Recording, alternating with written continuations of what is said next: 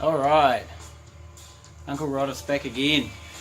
Another video of new vinyl acquisitions. Right, I'll get back to what's playing in the background in a minute, but I've just been up to Wellington for the weekend. Well, it still is the weekend actually.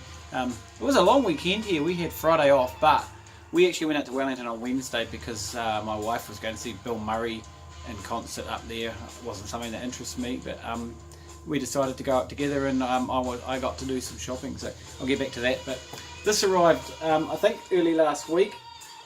Now the spines I showed earlier in the year, at the start of the year, I picked up their first LP. First LP? Actually, it might be their last LP actually. This was their first proper LP. There is a 12-inch 45 RPM, I think, mini LP that came out previous to this. So the Moon, the spines here, second LP from 1984. Yeah, this was, yeah, because the last one I got was from 1986. So they basically did 2 full albums, an EP, I think a 12-inch single and a 7-inch single. The 12-inch single, well, I actually wouldn't mind to get my hands on it, but it is rather expensive, $50 for like 2 songs. So, but anyway, yeah, I was really pleased to find this off a seller on the Vinyl Lovers Facebook page, and he gave it to me for what I think is a pretty good price. So, so it plays really well. Not as good as their last album, to be honest, actually, but pretty cool. So anyway, trip to Wellington. So we went up on Wednesday, and I had actually arranged, so my wife had this concert on Wednesday night. I didn't really do much on Wednesday night because I promised to escort her to and from the concert, which actually wasn't that far from the hotel we were staying in. So I dropped her off about 8 o'clock and went back and picked her up about 10. In the meantime, I just went home, had a shower, watched a bit of sports on the telly in the hotel room, and then picked her up afterwards, and we spent the rest of the evening together. And then on Thursday night I'd actually jacked up to meet a guy. Well, actually those of you in the vinyl community who know, I actually met up with James Buttery, and he actually invited me to his house, and we got together with another Wellington Facebook Vinyl Lovers Facebook member who I'll get to soon, and we sat around and chatted, had a drink and played some records. So that was really cool. So it was great to meet James after watching his videos for the last couple of years. But anyway, so what I did was I got into Wellington, and we got there on Wednesday afternoon just after lunch, and I decided that, well, let's get the record shopping out of the way. And I had a budget, not a big budget, but there's 3 record shops that I wanted to go and see in Wellington that have a pretty good reputation. My wife had picked up a couple of albums from one of them when she was up there about 12 months ago, I think it was, or last Christmas time, whenever it was she last went up there for something she was up there for, whatever it was, I can't remember.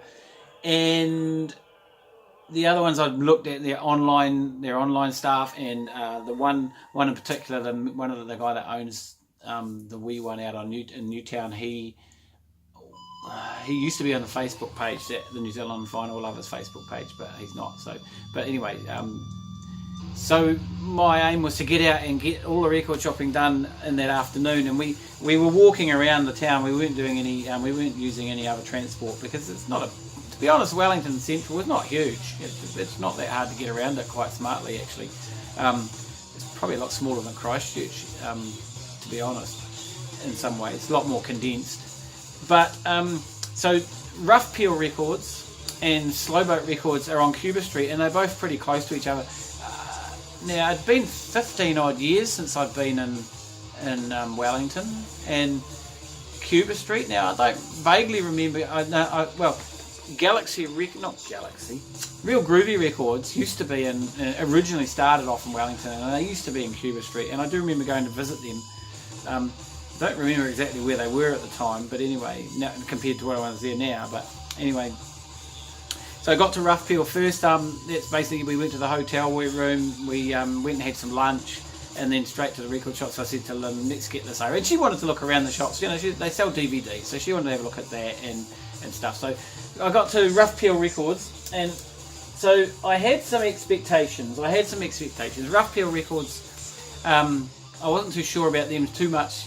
They do Rough Peel Records, so they actually release some New Zealand records, but I was hoping that I'd get to see a bit more New Zealand stuff that I don't get to see down here in the South Island. I mean, with the North Island being the bigger population base of New Zealand, and that I was hoping maybe there'd be a bit more records around New Zealand records. And in a way there was.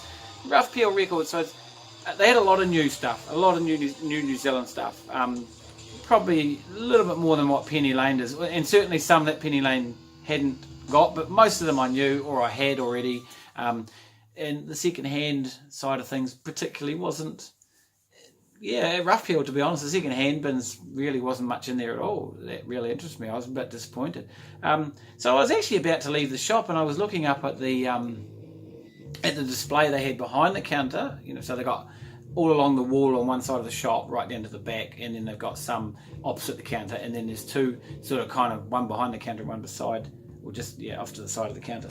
And again, there wasn't much on those walls that interested me. Well, there's always stuff that interests me, but that wasn't stuff I was going to buy. But right behind the counter, right at the very top, was this record, and I recognised it, and I've been looking for it, and it's on my want list, and it is Bosch's Bottom by the Family Mallet. And this is a Braille Records record from the Wellington jazz pop, weird sort of off-kilter jazz label from the 80s and 90s. I actually can't find what number Braille is it. It doesn't have. It's from 1985. There weren't many Brailles. There we go, number 6. Braille number 6. So I've got, I have about 6 of the releases now. So I'm really pleased to find that. It wasn't hugely expensive, but I just looked on Discogs as I cleaned it tonight when I got back. We got back from Wellington late this afternoon, about tea time. So I've been cleaning these and putting them on my disc, adding them to my Discogs links. I paid about the Discogs price for it, but without the fact that without the extra mailing on it. So that was cool. Haven't played it yet. It looks really good. I can't see any obvious marks on it. So just up the road from Rough Peel is Slowboat Records. Slowboat's a lot bigger shop, has a much bigger selection of second-hand stuff. So I was looking through their bins, mostly New Zealand. Got a lot of good singles, a lot of good 45s if you're into that, but I'm not. And I know Chris picks up a lot of good 45 New Zealand stuff from that shop when he's in Wellington. But yeah, I don't collect 45s. There's a lot of tempting ones there, really tempting, and I know some of them are really, really good because I've heard them. But to be honest, I'm not paying $20. Some of them were $30 for, okay, maybe they had more than 2 tracks, but Unsanitary Napkins, latest one was $30 for a 7-inch EP. I mean, I'm not paying that. I think I paid that for their full album. So again, I went through the New Zealand new bins, and there was some interesting records, and there was one that I was almost going to buy, and I've got it marked on my laptop as on their Bandcamp site to buy it, but I have to import it direct from the UK or Europe from their Bandcamp sites. I think the band's obviously based over there, but they had a copy of that particular album for like $35 on, and wow, that was tempting. And I was going to buy it. I had it sort of sitting there, and there were some other ones that I didn't recognise, New Zealand ones that. So that was good. It was good that there was stuff I didn't know what it was, and I could have had a little look at it. But I went to the second-hand bins. Overall, the selection was a lot smaller than Penny Lane. But as far as New Zealand is. But then New Zealand, the Penny Lane collection, they got a lot of records that they can't sell them. They're just stuff that, from the 60s and 70s and it's sort of middle of the road stuff, and they can't really sell it. But in Slowboat, I did find this, and it's for a reasonably good price. Now, I showed not that long ago in a video 2 compilations that I picked up, 2 New Zealand compilations from a label called Meltdown Records. Meltdown were in Palmerston North, and this is one of the records that they released. Now they don't have a particularly big discography. Several albums and several compilations. Some on CD are not available on vinyl, but this was one of the vinyl ones. So it's called 3 Men Leaning, and the album is called Fun in the Key of E, and this is Melt 006 from 1987. Yeah. So now the Meltdown compilations are interesting and very obscure, and a lot of the stuff, it's okay, post-punky sort of stuff, but not fantastic. But this will be interesting. I had a couple of comments. I posted it up on the Vinyl Lovers Facebook page in New Zealand, because there's some very, very knowledgeable New Zealand collectors on that site, and they said, there's some good stuff on there. So I only picked up 2 records from the shop, and I had a limit, and I had a limit to spend at each shop actually. And the first 2 shops I didn't actually reach that limit, but I found this for a pretty good price. This is a 6-track EP by a band called Unrestful Movements, and the EP is called Question Are You a Fireman? I actually had a copy of this when I was younger. I'm pretty sure I did, and I won't know for sure until I play it. But this is the track that I know the most is a track on side 1 called Anti-Trend. I actually picked up that on vinyl on a compilation, and I tell you what, it sticks out from the rest of the music on that compilation like cock on a ball. I tell you, it's a great song. I actually had forgotten that it existed even until not a year or 2 ago. I actually came across a video of it on YouTube. Anti-Trend, and I played it, and I remember that song so well, and it was one that it got a lot of airplay on student radio. So this was 1982 on Braille Records.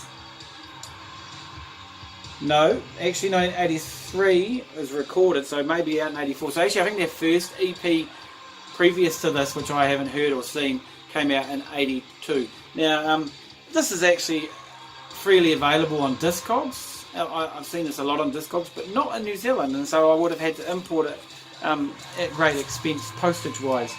So really looking forward to that. So so far so good. So all New Zealand finds, not a lot of them, but like I say, I was quite limited on my money. So in the second hand, that's kind of really all I found that interested me second hand. I did find a lot of new stuff that was tempting, or I knew what it was, or something I didn't know what it was that I may have looked into further, and seen to see if they were worth buying. But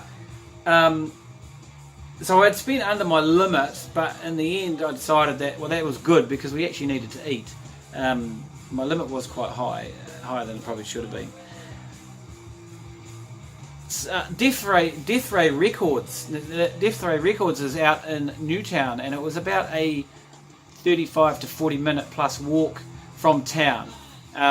And I did drag the wife along with me with the promise of op shops. And James said, I texted James, and he said yes, there is a few op shops around there. When I asked him what other shops around there, that was all he could come up with, which I thought gave me the indication, or the idea, that it might not be a particularly big shopping centre, but it was actually a lot bigger than it is. For people who know Christchurch, it's almost the equivalent of Sydenham in size, but further away from the central business district than Sydenham is, because Sydenham's practically attached to it, into Christchurch. So I went into Death Ray, and I pretty much went straight. Well, funny thing was, I walked all that way up there, and it was bloody well closed, although the sign was on the footpath. And I was like going to Lynn, oh hell! And then the guy that owns the place turned up. His name, he goes under the name of Arpa, and he turned up, and just as we were going, well, what are we going to do? So that was lucky. So I went and had a look, and sort of got started. It's a lovely little shop. It's a character shop, real character shop. You know, with lots of posters, and it's a bit dingy in a dingy place, but it's pretty cool. It's pretty full of stuff, and posters and T-shirts and cassettes and some CDs, but mostly vinyl, more vinyl than it must have been CDs. I didn't really take much notice. And so I pretty much found the New Zealand section straight in front of the counter, and so I was kind of fumbling through that, but I was also saying, introducing myself to him, because he would possibly remember my name from when he was on the Facebook page, which he did. And then he said, oh, well, actually, here's 2 guys that have just walked in the shop, well, within 10 minutes of me being there. He said those 2 are Vinyl Lovers members as well. So, and they introduced me, and one of them said, I know who you are. and the other one actually did too, so they knew me. And once they told me their names, I kind of recognised their names, so that was cool. So we had a little chin wag. But anyway, Rough Peel, mate, I cannot say how cool that shop is. And it's funny. I mean, there was so much good stuff in there. I mean, lots of good stuff I didn't see anywhere else in New Zealand so far. And pricing was reasonably good. I mean, I could have spent thousands in there. I mean, not stuff that I'm really wanting straight away, but I did find some of that. But a lot of stuff that was of real interest and very tempting. I mean, from garage comps to African comps and the new stuff, some of the new stuff. But the second-hand bin, the New Zealand second-hand bin, is probably the best I've seen. Right up there with, I mean, Relics in Dunedin was pretty good, although a bit like Rough Peel for the more newer stuff. But Two Tones, when that was still open, probably would have been on par, but I think that Defray had even more. Now, there was a lot of really cool records. Some of them were a wee bit pricey. They were getting up to over the $100 or $100 mark, and that's a little bit out of my league, and certainly out of my budget on this trip. So yeah, there was some really good stuff, and it was like, but there wasn't anything that I could afford to buy that I wanted until I found this. This is a compilation. Now, you know, I'm into compilations. You guys know that. This is on my want list. So this is the cover. It's fairly sort of I don't know what you call it, handmade, sort of homemade, whatever. So Yellow Bike Records out of Palmerston North, I should say. Was it Palmerston North? I think it's Palmerston North. Or was it the other one that was Palmerston North? Let me get this right. No, this one was out of Palmerston North. Or was this one out of New Plymouth? Let's see if I can find anything. I think from memory. No, this is Palmerston North too. Yes, okay. Now Palmerston North was the home of the Skeptics, who were New Zealand's, as far as I'm concerned, most awesome and best post-industrial band. As you can hear in the background, because this is what's playing right now, this is pretty dark, industrial, whatever you want to call it. So yeah, there was a real thriving scene going up there. So the compilation, and it's a bit of a piss take, it's called Rope Burns and Clucking in the Streets, Volume 0. It's from 1995, I think. So it's after the Skeptics pretty much were well gone, because David Diath from the Skeptics, he died around the early 90s, I think, from memory. I can't remember now. Okay. So I was really pleased to find this. It came up for sale on Discogs, but for quite a lot of money. So I paid for a reasonable price. I paid a little bit more than I normally would, and took a fair chunk out of the budget I had for that shop. It was still sealed. This is the cardboard case that it came in with in a plastic paper seal, and that was still sealed. So from 1985, it was still sealed. Some of the bands, the very first band that you would have heard when I started this video, is, well, it's not called Cunt, but the acronym is, if you can see that at the top there, it actually stands for Claire's Unnatural Twin. They put out one 12-inch, which is quite hard and rare to get. As you heard, it was pretty interesting. We have other bands like Scratch Meat Market, Cannibal Sex Kicks, Dogtooth Violent, Surplus Sons of a Factory Nation, Master Cheesemaker, Parani Nymph, the Ashvins. Now I've heard of the Ashvins. Actually, I met a guy from the Ashvins, I think, from memory. I think it was the Ashvins. Chris knew who he was, or Chris knew him kind of vaguely. Hey Ruby, how are you? Yeah, most of these bands are very obscure. I'll have to check on Discogs. I think most of them had maybe an EP or a 45 or nothing at all, and this is the only time they've ever appeared. That was the buy of the weekend for me. Like I say, a compilation, and B, a very rare one, and a fairly expensive one, but outrageously cool and weird music. Anyway, So I was looking around the shop and I was talking to Arpa and I was talking to the other two guys and I was talking to a lady called Anita who turned up in the shop not long after I arrived, who I happened to, well, I didn't know her, but I know who she was. And she happens to be a lady who goes under the name of Motte, who I showed her record. She's a musician from Christchurch here. She's actually moving up to Wellington, or talking about it. And she was up there playing a gig with Delaney Davison, which I'd love to have gone and seen if they actually played out of too far away on Friday night, and then they were playing tonight. So I was chatting to her, I was chatting to the other two Valons members, and I was thumbing through all, and oh man, and I was falling more and more in love with the record shop every bin I went to. I mean, German progressive krautrock, there was quite a bit of that there. The jazz bin had quite a few blue notes, which I hardly ever see down here. A few ECMs, although nothing majorly that grabbed me. Although a couple of ones that were interesting. Although Keith Jarrett ones, they would have been good with his trio ones. Plenty more New Zealand stuff actually all over the shop. There were bins in different places with more. So again, stuff I would have bought if I hadn't already spent my budget. But I did find this. And I couldn't say no to it. It was only $30. Masters of Reality on Def Jam Records from 1988, their very first album, American Recordings. I had this album when it first came out.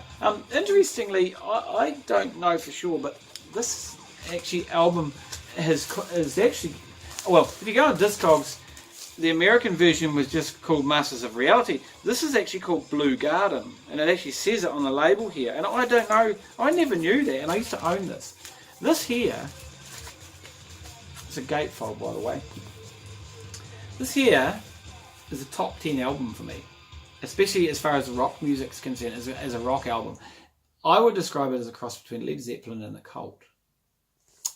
Fantastic record. Only record of theirs I've ever heard. It's the only record of theirs I ever wanted to hear, because it's one of those times where you buy a record by a band and you love it so much that really you just can't imagine anything else topping it or being as good. And I don't know for sure, but I'm more than happy with this. I do have it on CD. It was reissued on CD a while back. I mean, it's not hard to get your hands on Discogs. Saying that this is the Australasian copy, and I don't recall it being called the Blue Garden when I owned it. I never knew it as that. I just knew it as a self-titled record. So whether or not I had an imported copy from the US, but I see Australia, Australasia, New Zealand, Australia, England, UK, they all had it listed on Discogs as the blue thing. It's been really good. Nick plays really well. Had a play of it earlier tonight. Absolutely rapt to get this. I am absolutely rapt.